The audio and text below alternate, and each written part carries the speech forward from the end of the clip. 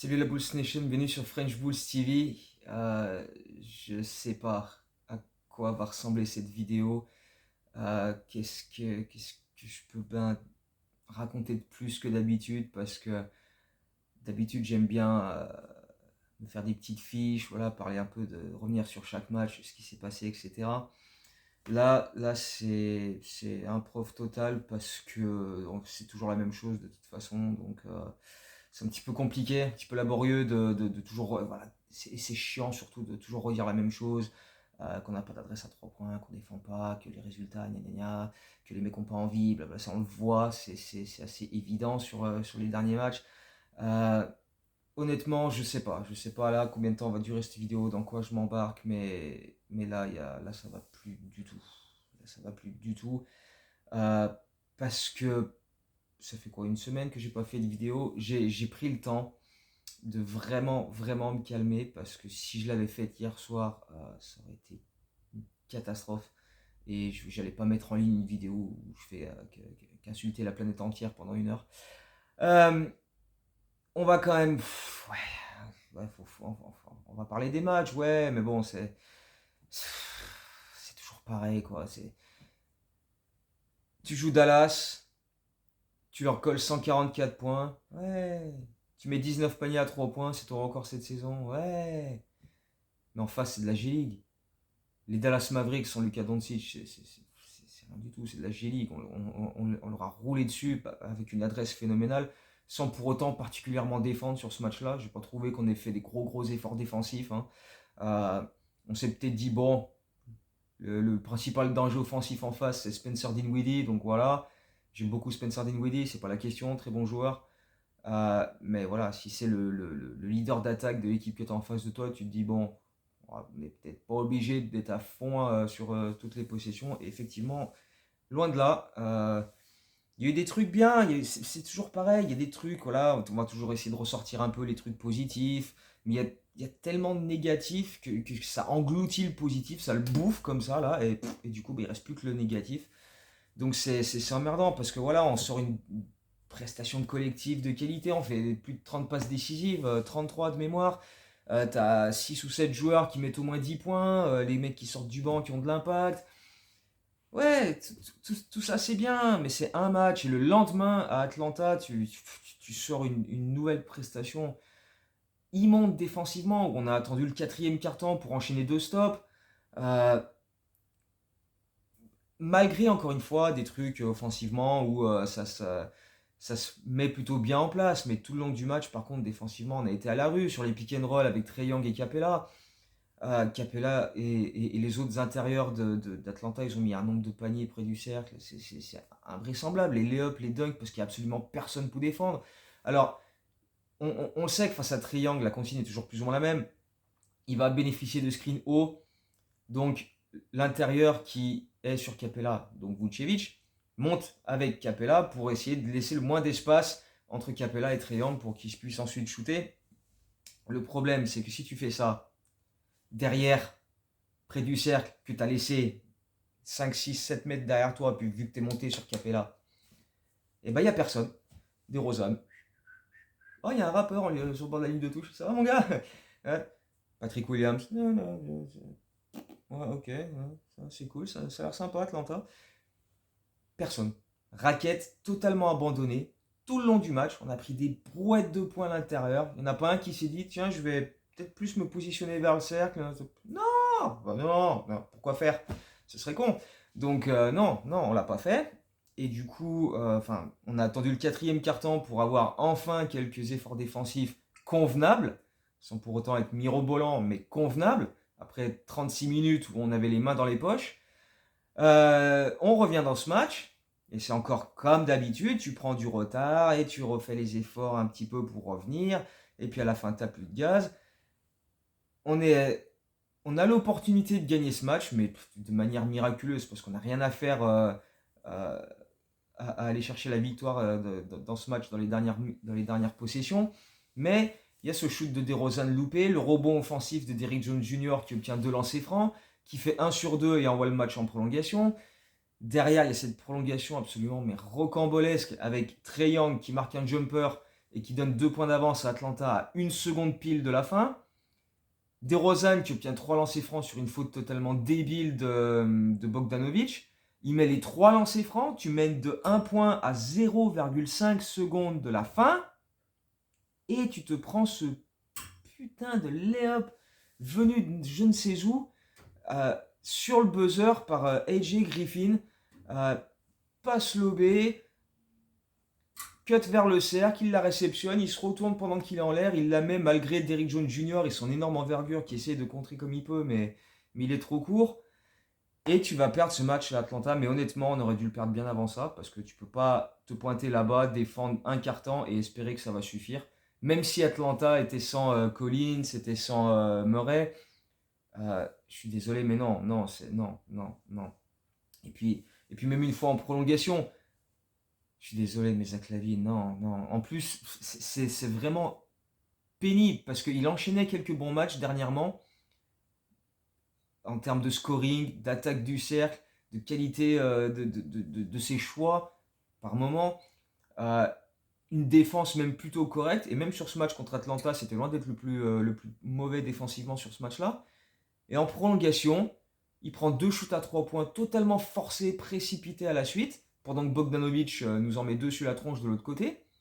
Les 2 actions suivantes, Zach LaVine part en drive, attaque le cercle, 2 dunks. Tu dis, bah voilà mon grand, continue comme ça marche, personne ne peut t'arrêter. On le sait que Zach LaVine, quand il part au cercle, il y a quasi personne dans la NBA qui peut l'arrêter. Surtout que là, il retrouve vraiment ses sensations, son premier pas, son démarrage, etc. Donc on sait qu'il est capable de le faire. L'action suivante, 3 points forcés. Mais ma foi, qu'est-ce que tu veux faire? Qu'est-ce que tu veux faire? Il n'y a rien à faire. Il n'y a rien à faire. Zach LaVine, ça restera à jamais un type dont les choix, les choix offensifs resteront une énigme. Et du coup, ça devient beaucoup plus compliqué. Mais encore une fois, on n'avait rien à faire en prolongation. Ce match-là, on aurait dû le perdre bien avant parce qu'on n'a jamais fait. On n'a pas fait les efforts défensifs pour ça. Offensivement, il y a eu de bonnes choses. Encore une fois, on a fait. Je crois qu'on était à 28 passes décisives. On a fait tourner bien le ballon. On a exploité quelques mismatchs, etc.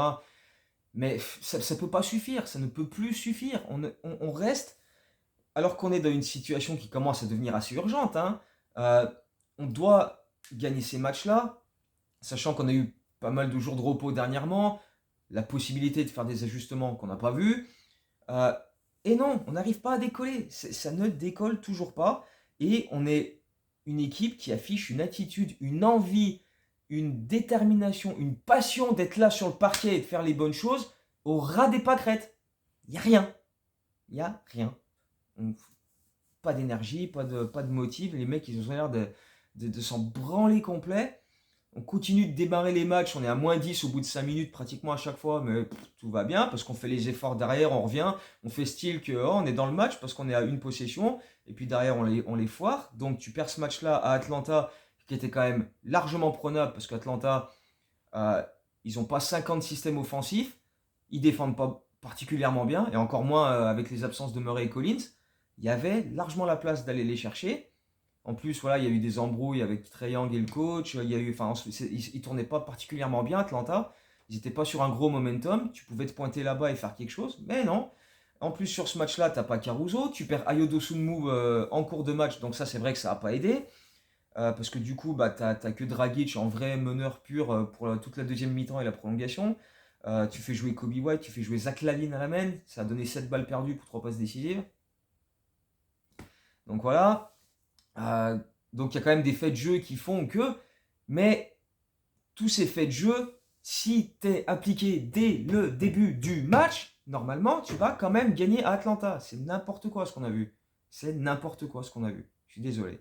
Mais là, franchement, c'est pas professionnel. De continuer à enchaîner les matchs, à faire la même daube à chaque fois, en espérant juste que on arrive à planter 12, 13, 14 paniers à 3 points avec une adresse qui nous permet de nous sortir du marasme et ne pas avoir à particulièrement bien défendre, parce que sur les derniers matchs, autant dans le début de saison on défendait plutôt bien, on était dans les meilleures équipes défensives de la ligue, mais là sur les derniers matchs on est en train de couler de manière assez hallucinante à ce niveau-là. Les efforts ils sont absolument ridicules.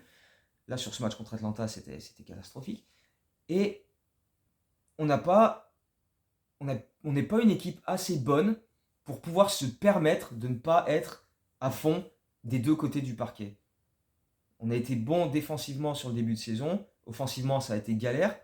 Il y a eu ce match contre Washington, je crois, là, où nos trois principaux joueurs mettent 25 points chacun, gros pourcentage d'adresse, etc. Tu te dis, voilà, derrière, tu as le match contre Dallas, tu mets 19 paniers à 3 points, tu mets 144 points face à la G-League des Mavericks. Et ben, derrière, tu n'arrives toujours pas à enchaîner parce que tu vas à Atlanta et tu fais cette daube où tu défends pas du tout pendant les 36 premières minutes du match et tu es encore derrière à attendre que ça arrive. Et tu te dis, bon, il y a des faits de jeu, tu perds Ayo, il n'y a pas Caruso, ok, pourquoi pas, pourquoi pas. Et mercredi, tu reçois les Knicks au United Center et tu perds déjà de 10 points au bout de 3 minutes. Et les Knicks, qui sont la pire équipe de la NBA cette saison en termes d'adresse à 3 points, ils étaient à 31,9% à 3 points cette saison avant ce match-là, vient gagner au United Center en inscrivant 18 sur 35 à 3 points, ce qui est leur record des Knicks dans un match qu'ils ont joué au United Center. Ils n'avaient jamais inscrit autant de paniers à 3 points chez nous avant. Ils en ont mis 18 sur ce match-là, avec un Jalen Brunson en feu. Tout le monde a été en feu. Grimes, même Hartenstein, il a mis un panier à 3 points dans le corner. Qu'est-ce que tu veux faire? Tu le sens d'entrée dans ce match-là que c'est pas ta soirée. Parce que non seulement les Knicks ont une adresse énorme, mais en plus, bah, on n'a rien fait. On n'a pas défendu. On a tout le long de ce putain de match, on a exécuté la même chose défensivement, sans jamais changer, sans jamais s'adapter. On s'est fait défoncer tout le long. On n'a absolument jamais changé quoi que ce soit. Pick and roll, Bronson, Randall, provoque le switch, qu'on a fait systématiquement. À aucun moment on s'est dit, tiens, on va tenter autre chose. Non, non, non, non, non, non, non, non, non, non, non. Switch, direct. Patrick Williams se retrouve sur Bronson. Caruso ou Lavigne, en fonction, se retrouve sur Randall à 4 mètres du cercle. Ballon à Randall. Mismatch. Exploitation du mismatch clair et net. Soit panier, soit lancer provoqué, soit des fois quand on vient faire prise à 2 ou 3 pour essayer de gêner Randall, il arrive à ressortir la balle sur des shooters démarqués. On est trop loin, trop tard, on ne fait pas un seul close-out. Shoot incontesté à 3 points, et derrière, bah voilà, ils te mettent 18 sur 35 derrière l'arc, alors que c'est l'équipe la plus daubée de la ligue à 3 points. Et quand ils loupent, parce qu'ils en ont loupé un petit peu, systématiquement, rebond offensif pour les Knicks.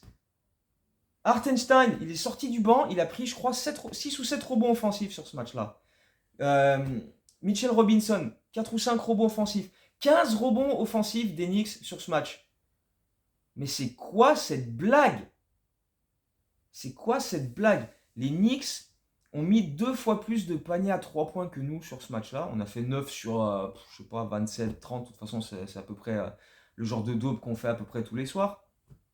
À peu près tous les soirs, parce que contre Dallas, c'était soirée porte ouverte. Mais voilà, contre Dallas, c'est passé parce que n'y avait rien en face. Contre Atlanta, ça a failli passer parce que leur défense n'est pas GG. Et contre New York, par contre, c'était catastrophique. Parce que eux, ils ont défendu un minimum. Et Thibodeau, à qui on reproche depuis des années de jamais faire jouer les jeunes, là, il fait même pas jouer des gars comme Fournier, qui est un excellent shooter à 3 points, comme Cam Reddish, comme Derrick Rose, etc. C'est tous les jeunes qui jouent et c'est leur 5e victoire consécutive aux Knicks en défendant plutôt agréablement. Alors que nous, tout au long de la soirée, on s'est fait exploiter sur les mêmes putains de mismatchs. J'avais prévu le coup, j'en ai une autre. Hommage à Matt Peck. Voilà. Non, moi, franchement, je comprends plus. Je comprends plus. Je sais pas où on veut en venir avec cette équipe. En début de saison, on parlait de créer une identité sans Lonzo Ball. Mais là, on n'a rien. On n'a pas d'identité. Notre seule identité, c'est Iso Ball avec DeRozan.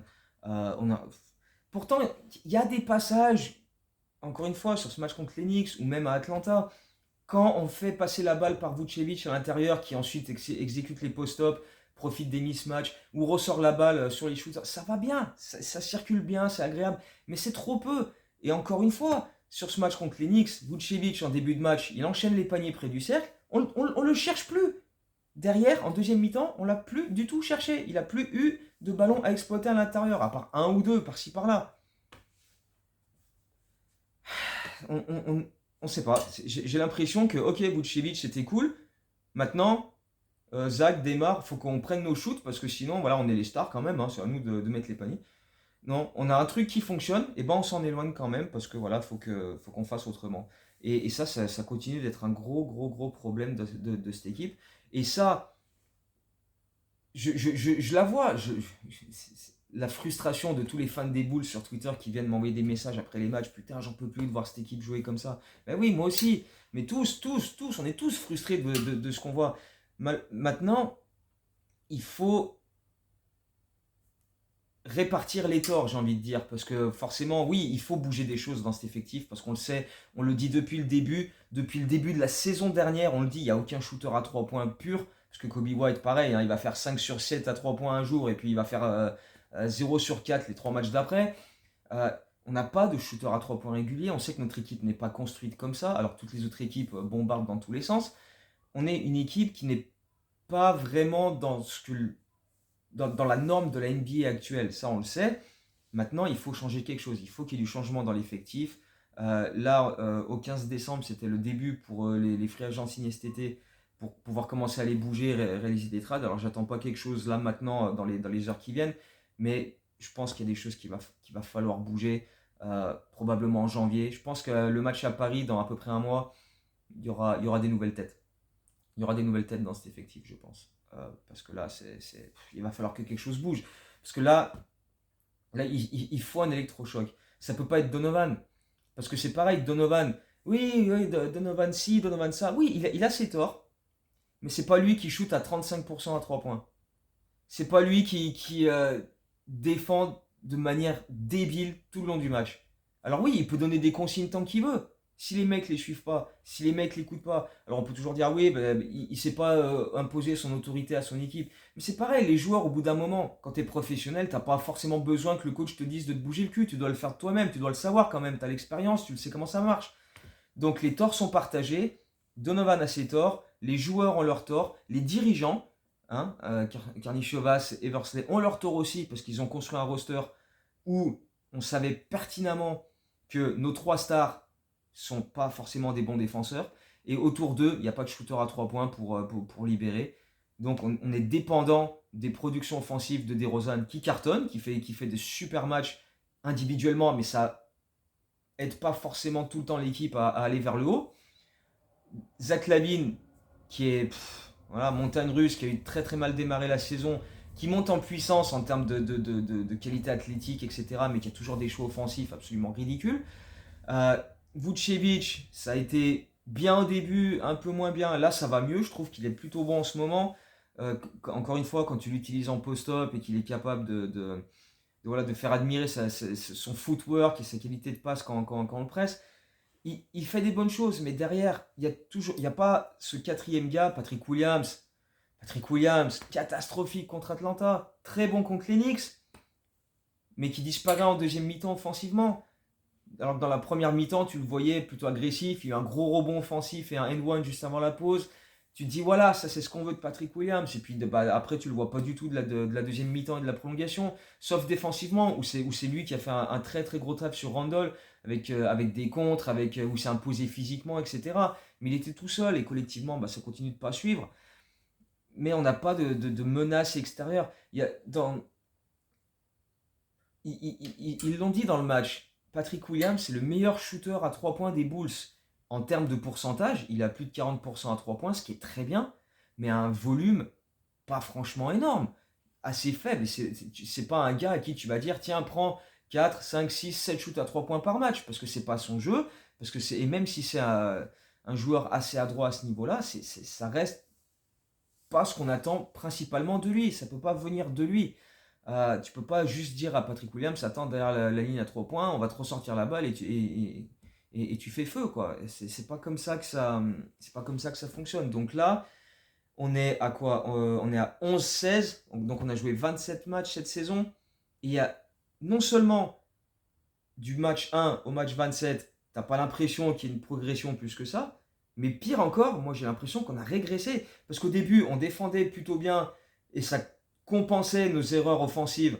Et donc ça permettait quand même d'être plus ou moins bien, même si bon, hein, vu le bilan et le classement, c'était pas fameux. Mais là, L'attaque, c'est pas franchement amélioré. Il y a quelques trucs un peu mieux, mais il y en a d'autres, ça reste affreux. Et la défense, par contre, est de moins en moins bien. Donc du coup, on est passé de défense, attaque, à... Et donc, bah, ça marche pas comme ça. Ça marche pas comme ça. Là, on est à 11-16. On est quoi, 11 ou 12e de l'Est. Le classement, de toute façon, là, pour l'instant, il sert à rien. Tant qu'on gagne pas un match, ça sert à rien de regarder le classement, hein. Mais c'est surtout le jeu proposé. J'allais dire la qualité. Il faut quand même la chercher. Mais là, ce qu'on propose sur le parquet en termes de jeu, en termes de collectif, en termes d'attitude, en termes d'énergie, de passion, de tout ce que tu devrais voir sur un parquet, et ben il n'y a rien de tout ça. Moi, là, j'ai pris aucun plaisir à regarder les derniers matchs des Bulls.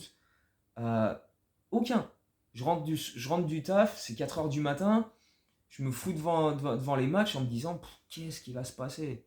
Mais tu vois, à aucun moment je me dis putain, allez, génial, excellent, là en ce moment, mais pas du tout. Mais c'est pas du tout comme ça. Là, je m'assois, je me lance le match et allez, qu'est-ce qui va encore se passer, tu vois. Euh, on a récupéré Caruso sur le match contre les Knicks, ça n'a rien changé défensivement. Zéro communication, zéro envie, zéro énergie. Il n'y a que dans le troisième quart-temps où on a enchaîné quelques plays pour revenir dans le match, mais encore une fois, on était déjà à moins 12, moins 15, etc. On a mené à 3 ou 4 reprises dans ce match de 1 point. C'est le maximum qu'on a mené dans ce match-là. Et tout de suite derrière, à chaque fois qu'on a marqué pour mener au score, l'action derrière, on prenait un 3 points ou un head one, ou on concédait des lancers. On subissait un pick and roll avec un switch, avec Caruso qui se retrouvait face à Randall et pogné sur sa tronche, parce qu'on a toujours fait la même chose dans ce putain de match. Oui, j'en ai eu encore une autre. C'est la dernière, faut que j'arrête de les jeter. Franchement, non, là, c'est lamentable. C'est lamentable. Il faut que quelque chose change euh, dans le roster, je sais pas, dans les têtes. C'est dans les têtes, c'est le mental. Parce que le talent, il est là. On le sait que cette équipe, il y a du talent. C'est quand même des joueurs qui sont talentueux. C'est pas des joueurs qui sont censés être 11, 12e de l'Est. On sait qu'on est meilleur que ça. Mais on fait rien. On fait rien. On dirait qu'on attend que ça arrive tout seul. Les efforts sont pas là. Il y a aucun. On dirait qu'on doit reprendre tout depuis la base, les fondamentaux. Sur ce match contre les Knicks, j'ai pas vu un putain de box-out. J'ai pas vu un bon close-out. J'ai pas vu une adaptation défensive. On s'est fait marcher dessus, bousculer physiquement, dominer sur encore une fois, de simples pick and roll où à chaque fois on fait le switch et derrière, exploitation complète du mismatch. Et on n'a jamais changé ça. Alors, à la base, je veux bien qu'on débute le match de cette manière-là. Parce que euh, on sait que les Knicks, justement, sont pas la meilleure équipe NBA à 3 points. Donc, quelque part, si tu forces le mismatch et que derrière, tu as Randall à 3-4 mètres du cercle, avec Caruso sur lui, mais tu as une aide de Williams, de DeRozan, etc., pour venir le gêner, c'est une idée. S'il arrive à ressortir la balle sur un shooter à 3 points, ok. Jusque-là, ok. Mais, comme les Knicks, ils ont rentré leurs 3, 4, 5 premiers shoots à 3 points. Au bout d'un moment, tu te dis, bon, la tactique qu'on a mis en place, elle marche pas. Peut-être tenter autre chose. Non, non, non. 53 minutes à faire la même daube. Donc au bout d'un moment, bah, tu peux pas espérer grand-chose. Tu peux pas espérer grand-chose. Je viens de voir que ça fait 24 minutes que je suis sur cette vidéo alors que c'est ridicule. Donc on va arrêter là parce que là franchement je suis gavé, je suis mais frustré, fatigué par cette équipe. Euh, J'essaye d'être patient, tu vois, à chaque fois qu'on vient me dire ouais, ça, j'essaye de dire bon, ok, mais voilà, on peut toujours espérer que. Mais là, ça fait 27 matchs maintenant. Ça fait 27 matchs. J'essaye moi toujours de rester positif sur Twitter, etc. De dire bon, de relever plus les points positifs que négatifs. Mais là, qu'est-ce que tu veux faire? Je peux pas défendre l'indéfendable quand même. Non, c'est pas. Voilà, si les mecs ont pas envie sur le parquet, moi je peux pas dire ah mais non ça va parce que non, non, non. Moi, je suis là aussi pour dire ce qui se passe et en ce moment bah, il se passe rien de beau. Là les rayons de soleil en ce moment ils sont pas nombreux du côté des Bulls donc Il faut changer quelque chose. On rejoue les Knicks, là, ce vendredi. On va à Minnesota. Pareil, pas forcément une grosse équipe à 3 points, mais bon, on va sûrement se faire ouvrir encore. Ils vont en mettre 20 sur 32. Ah, il faut arrêter là, faut arrêter là. Je vais arrêter là cette vidéo, parce que j'ai plus de casquettes en plus là à balancer. J'en ai plein, mais pas à portée de main. Euh, donc, ouais, on va se retrouver prochainement, promis, après cet autre match contre les Knicks, ou s'il n'y a pas réaction, là, va falloir franchement foutre le feu à quelque chose. Parce que c'est plus, tu peux pas continuer la saison comme ça, quoi. Il faut que quelque chose se passe. Donc on va attendre de voir ça. Mais bon, on l'a toujours pas eu jusqu'ici. Donc qu'est-ce qui fait que ça va se passer demain? Je ne sais pas. Mais quand tu vois par exemple, et si, je vais quand même revenir sur ça. Mais quand tu vois par exemple le match des Charlotte Hornets et les déclarations de leur coach Steve Clifford en conférence de presse juste derrière, où il arrive, il attend même pas qu'on lui pose une question. Il dit là ce qu'on fait, où chacun joue pour sa gueule, on essaie juste de marquer plus de points que l'adversaire, mais on défend que dalle. Il n'y en a pas un qui défend, c'est ridicule, c'est n'importe quoi. On va jamais gagner un match comme ça. Putain, mais je donnerais ma couille droite pour que Donovan il rentre en conférence de presse là, après le match contre les Knicks, ou au prochain match, en disant la même chose, en disant oh, on attend quoi, on fait quoi là, hein? DeRozan, tu fais toutes tes stats, pas de problème. Vucevic, ok, très bien. Qui défend? On fait rien là. Qu'est-ce qu'on attend? À un moment, il va falloir qu'il y en ait un qui s'énerve là-bas dedans, parce que sinon ça va jamais y avoir d'électrochoc, quoi. Donc, euh, donc ouais. Là, on est trop soft, on est trop mou et on a l'impression qu'on subit les choses et qu'on laisse faire. C'est vrai, encore une fois. C'est encore tous des trucs qu'on dit à longueur de vidéo depuis le début de saison. Il n'y a pas de réaction, il n'y a pas de on se fait marcher dessus et ok, c'est cool. Bah, ouais, continue. Donc voilà, en espérant que ça change, mais bon, hein, là, par un miracle de Noël, parce qu'on est bientôt on est bientôt à Noël. Voilà. Donc si vous n'avez pas encore fait votre liste au Père Noël, dites-lui des couilles poulet boules, ce serait une idée. Euh, En attendant, voilà, on va espérer que ça. Mais voilà, on n'a que ça, espérer que ça s'améliore. Donc d'ici là, portez-vous bien et on se retrouve très bientôt pour une prochaine vidéo, mais un peu plus calme, promis, je vais essayer. Ciao, à bientôt, Go Bulls.